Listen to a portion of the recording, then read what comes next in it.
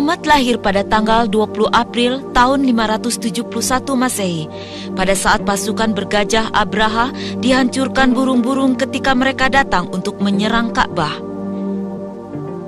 Ka'bah adalah tempat di mana Nabi Muhammad dibesarkan dan diasuh. Sebuah tempat suci yang dibangun Nabi Ibrahim yang merupakan nenek moyang Nabi Muhammad. Ayahnya Abdullah wafat saat dia masih berada di dalam kandungan. Muhammad kemudian disusui oleh Halimatul Sa'diyah di desa Banu Sya'ad. Ibunya meninggal ketika dia masih berumur 6 tahun.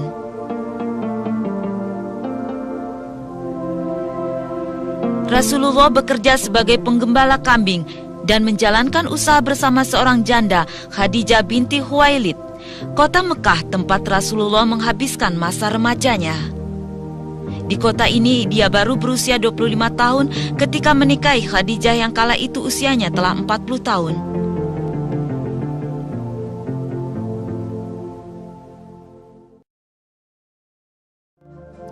Jalur ini telah dilalui Muhammad dalam perjalanannya ke Gua Hira di puncak Bukit Nur, Bukit Cahaya. Khadijah membantu suaminya yang tercinta dengan mengirimkan makanan secara teratur.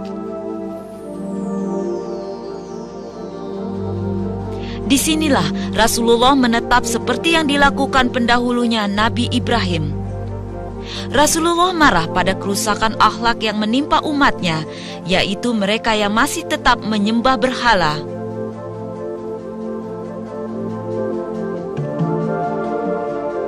Dia menerima wahyu pertamanya, ayat Iqra, Bismi Rabbikal Ladzi Khalaq, bacalah dengan nama Tuhanmu yang menciptakan. Peristiwa ini yang secara resmi mengesahkan Nabi Muhammad sebagai nabi yang terakhir.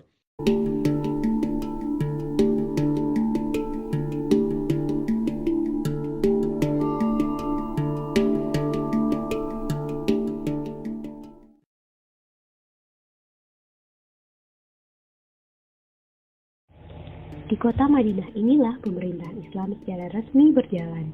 Berbagai kebijakan baik sosial, politik maupun ekonomi dilakukan oleh Rasulullah Shallallahu Alaihi Wasallam. Di antara kebijakan beliau adalah membangun Masjid Nabawi, mempersaudarakan di antara sesama orang-orang Muslim yaitu kaum Muhajirin dan kaum Ansor, pengaruh spiritual dalam masyarakat, pembinaan hukum Islam di kota Madinah, 8 butir piagam Madinah, pengakuan atas hak pribadi, keagamaan dan politik, kebebasan beragama yang terjamin untuk semua umat, serta kewajiban penduduk Madinah baik muslim maupun non-muslim dalam hal moral maupun material. Di masa ini pula pemikiran ekonomi berkembang.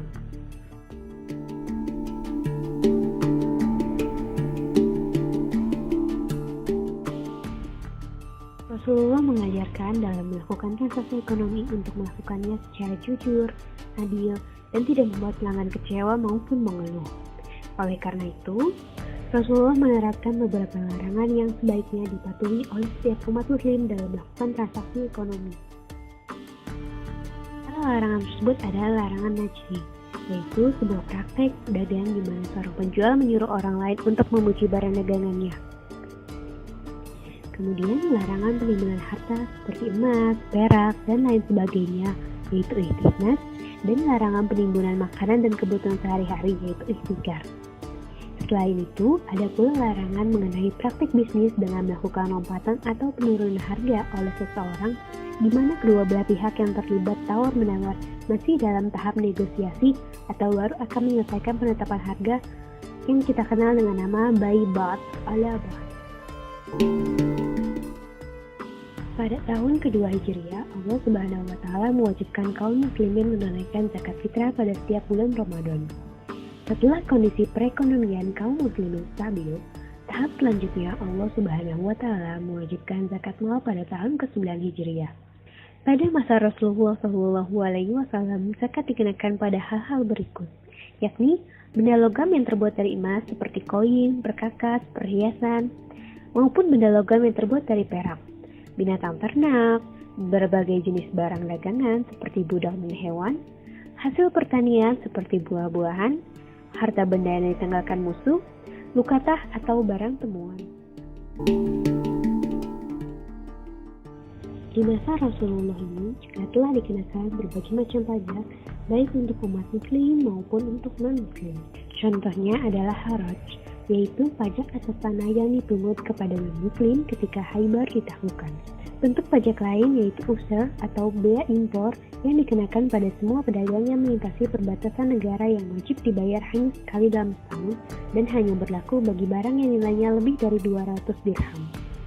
Pada masa Rasulullah juga sudah terdapat jizyah, yaitu pajak kepala yang dibayarkan oleh orang non-muslim khususnya ahli kitab untuk jaminan perlindungan jiwa, properti, ibadah bebas dari nilai-nilai dan tidak wajib militer.